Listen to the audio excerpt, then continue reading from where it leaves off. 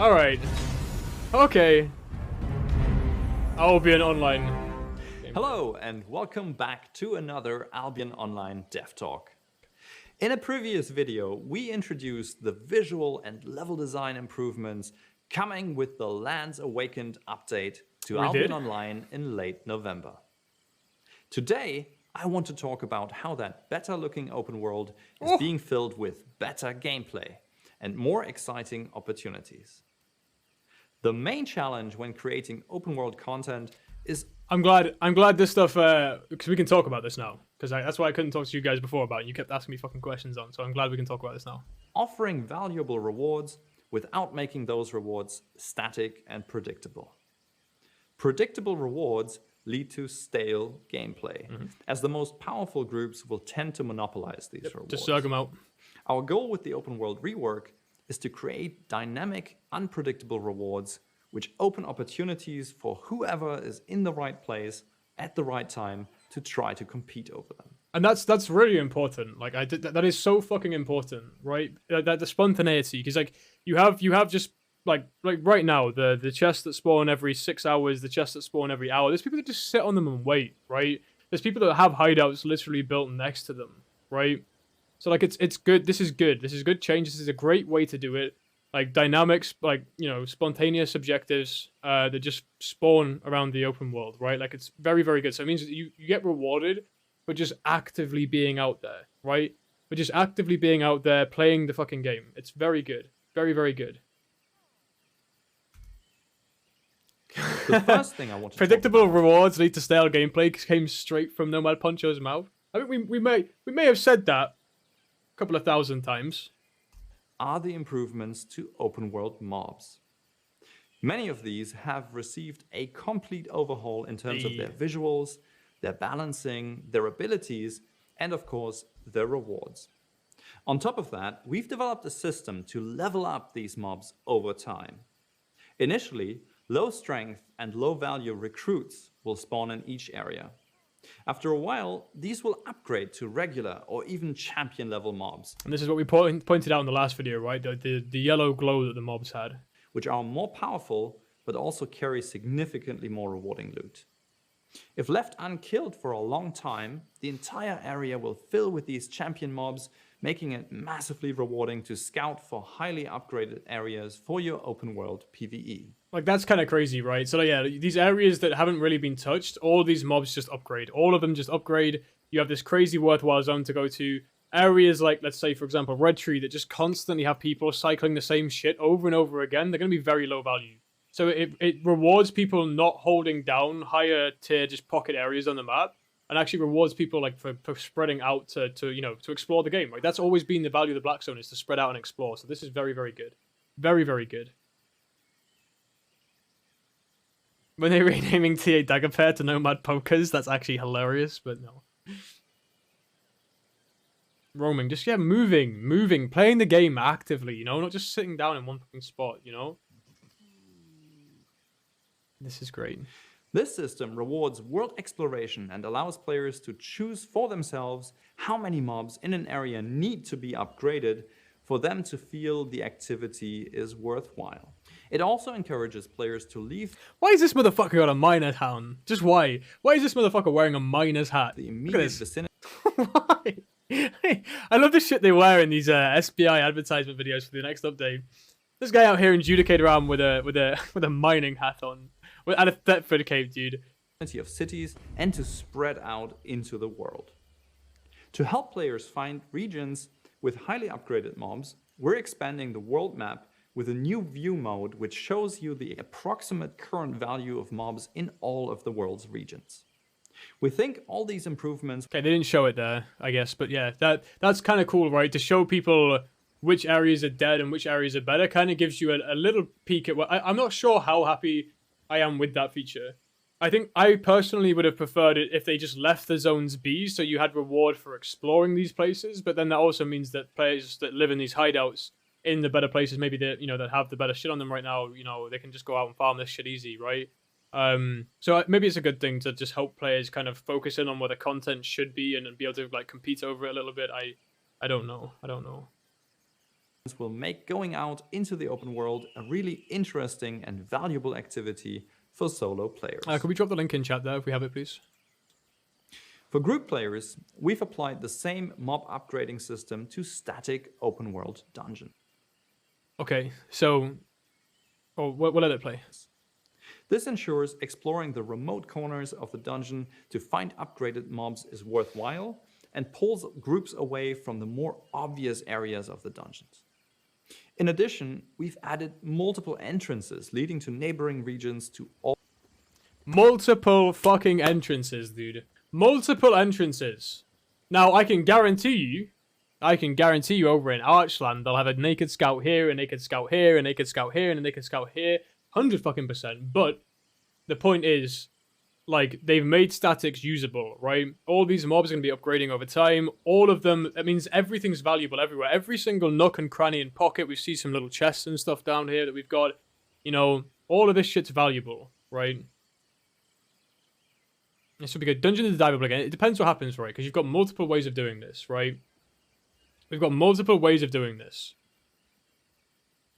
Right? It's like, what's going to happen? Are we gonna have like 4 groups inside, kind of clearing, like we're gonna have a group cycling this content here and hoping, you know, if they have a small enough group that might be upgraded again here afterwards, right? Are we gonna have like a group here, and a group here, and like they're just cycling these different sides, right? As the mobs upgrade again, or are you just gonna have people to go in, like smack all the mobs down to level 1 again in a big group, and then just leave with the high value, right? Like all static dungeons. These entrances make dungeons interesting hotspots for player activity and ensures players can't simply camp one single entrance to control the entire dungeon. They can also be used as emergency exits should you wish to flee the dungeon when a more powerful group enters. Finally, they also ensure that players can come in. I do kind of wish, now we have multiple exits, and he just talked about you can use these exits to flee the dungeon. I do kind of wish that you couldn't A out of statics, right? I do kind of wish that you couldn't A out of statics. I kind of wish that you would have to go to one of the exits, right? Look at the top of the screen. We'll go over that in a minute if you're talking about the forces gathering. We'll go over this in a minute. Event starts. These events will start with only limited warning at randomized times and last for a short period. During the event, mobs and treasure chests in the dungeons will upgrade to higher levels more quickly, making it highly profitable to play the dungeon during the event time, but obviously also attracting other players to the dungeon as well. The reworked open world dungeons. So yeah, this is what we're talking about. So when you're in an area, you know, where they rally, at that point you might get people just rocket in for the value and leave again, right? But likely what's going to be there is there'll be people already there clearing it, and that's just going to make it more efficient to clear there, right? Because you only get that notification, I believe, if you're in the area, right? You don't get that from like across the map. So that's going to be valuable, and the fact that it means that they upgrade quickly. You said it more quickly, I think, you know. But like the fact that means that they upgrade at an increased rate, that should mean that will basically just flip the switch on zones being valuable, right? So there could be a zone that's been relatively low value because it's been farmed up, all the mobs are low level, people have left, and then that's just going to flip the switch on the value and just kick everything back up high again, and the zone value will go up again because of it, right? Offer plenty of opportunities for different player types. I guess. PvE-minded players will prefer to explore deep into the dungeon while no event is running, but players who don't mind some PvP with their PvE will want to rush into the dungeon when they see an event starting. As you can see, open world PvE in the Lands Awakened update will be significantly more interesting and rewarding, hopefully drawing many more players into the open world and filling the world of Albion with life. However, these improvements to mobs and do we miss as well? I want to check something real quick.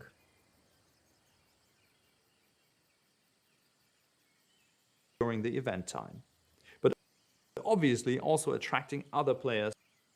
This motherfucker right here, guys. This motherfucker right here. This guy you see using the demon dagger. Other players. I wonder who that is. Wonder who this guy is, dude. Wonder who this guy is wielding the demon dagger in the dungeon.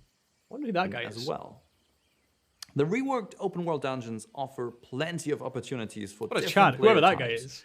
PvE Probably minded quite players attractive as will well. prefer to explore deep into the dungeon while no event is running, but players who don't mind some PvP with their PvE will want to rush into the dungeon when they Demon see Dagger. an event starting. So for those of you that don't know, they're changing the black hands to be Demon Dagger. So the black hands are being yeeted out the game. Check the patch notes again, guys, if you haven't checked them yet. The black hands are being removed from the game and replaced with the Demon Dagger. They're not being removed, they're just being directly replaced with the Demon Dagger. So we're getting a change. As you can see with life. However, these improvements to mobs and dungeons are not the only changes coming. Another feature I want to talk about is the reworked treasure sites. Current treasure sites exist in fixed locations and only reveal new treasures at preset intervals.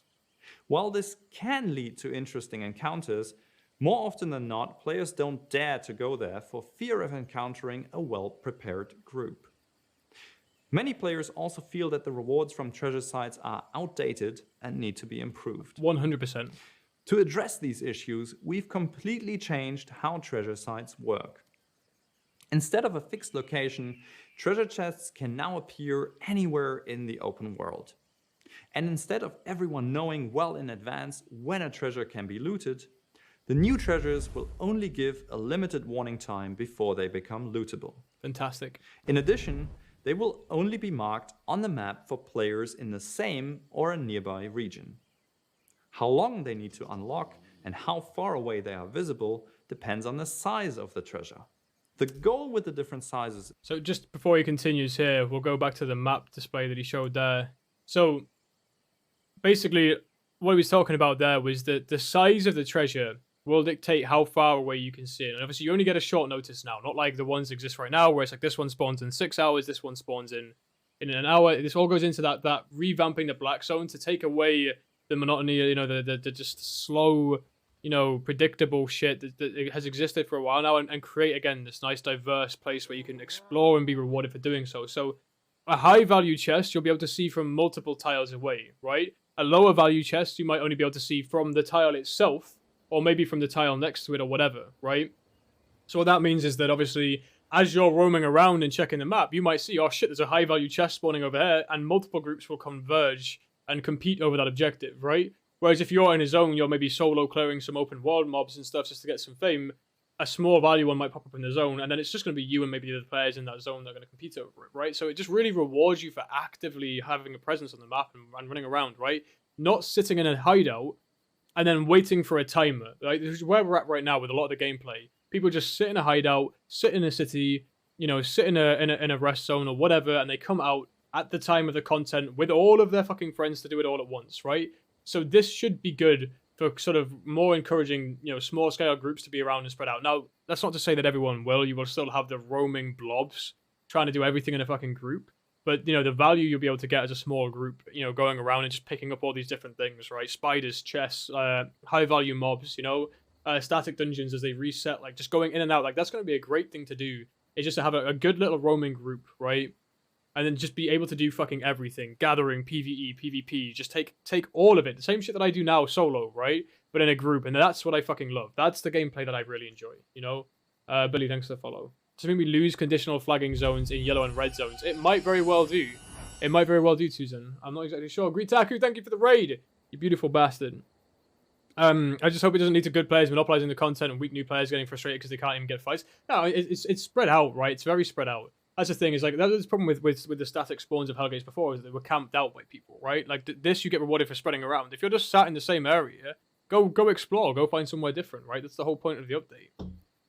That's the whole point of the update. Yeah, thank you for the raid, Greedtacker. We're just going over, for all of you guys that just joined in, we're going over the patch notes here. So with the update video on YouTube here, we're giving a little bit of a review on it.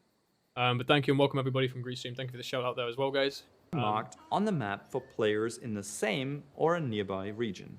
Okay. How long they need to unlock and how far away they are visible depends on the size of the treasure. The goal with the different sizes is to offer different opportunities for various types of players and group sizes. These treasures will also spawn significantly more frequently than the existing treasure sites, so there should be plenty of action. Finally, treasure chests now feature the well-known rarity randomization system, so you can look forward to looting rare and legendary treasure as well. We'll see about In addition to lootable treasure chests, we've expanded the system to Are we going to open the chest and they have like 25k in? You know, like this. That's the part I'm concerned about, but include resources as well. Every so often, a fully charged resource will appear within a region, which will be marked on the region map for all local players. The type and tier of the resource will depend on the region, but it will always be a valuable, often enchanted resource, which can be harvested by whoever reaches the spot first. So, interestingly enough, as you can see here, this is a tier 5 tree, but with 30 charges of it. I believe these points, by the way, guys, I believe these points are, do they talk about this shit? Is this talked about? Do any of you guys in chat know what these points are before I say shit that I maybe shouldn't? They haven't. Okay. Never mind. Sorry. Okay. Sorry. Thank you. That was that was a close one. But my point is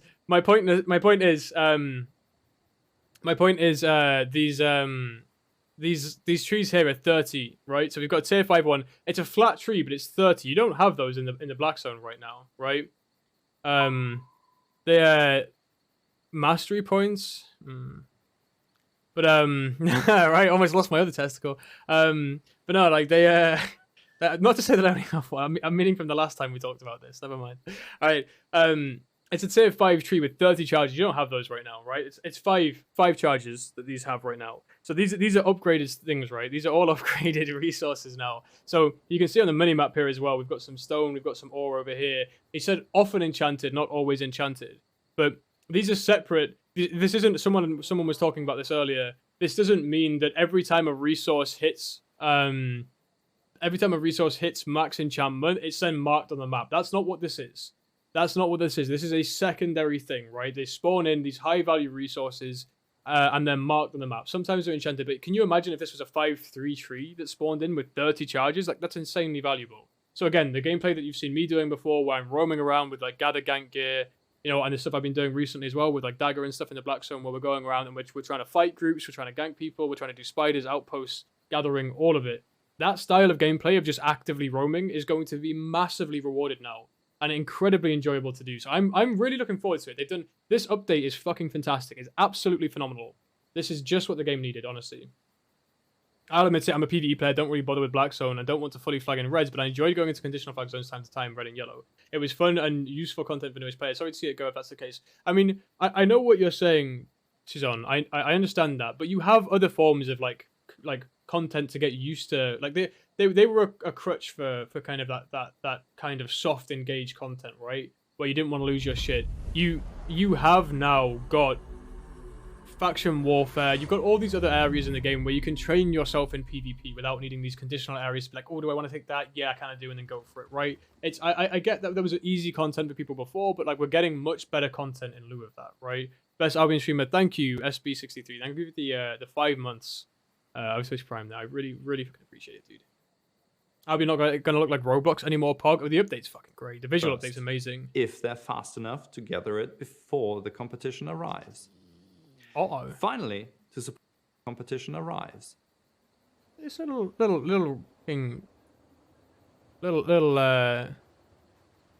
solid snake fucking looking exclamation mark. Finally, to support gatherers who prefer to stay as far away as possible from other players, we've also expanded the world map to include a new view mode which shows the approximate availability of resources.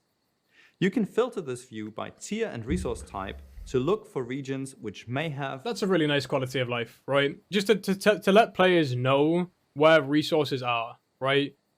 Like, I mean, a lot of players that have been around for a long time, they know where these resources are, but it's a very nice quality of life just to let people map out, okay, where are these resources? So if I want to go gather here, I can go to this area because it's going to have a lot of tier 5 ore, right, on these areas. It's a really good change. Very good change. All gatherers will die in a good bait. I mean, it's the thing. So these are going to be competitive resources, right?